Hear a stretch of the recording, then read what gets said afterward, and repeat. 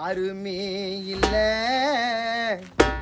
எனக்கு யாருமே இல்ல, உன் கை வீரல புடிச்சு நடந்த காலம் மறக்கல, அந்த காலம் மறக்கல.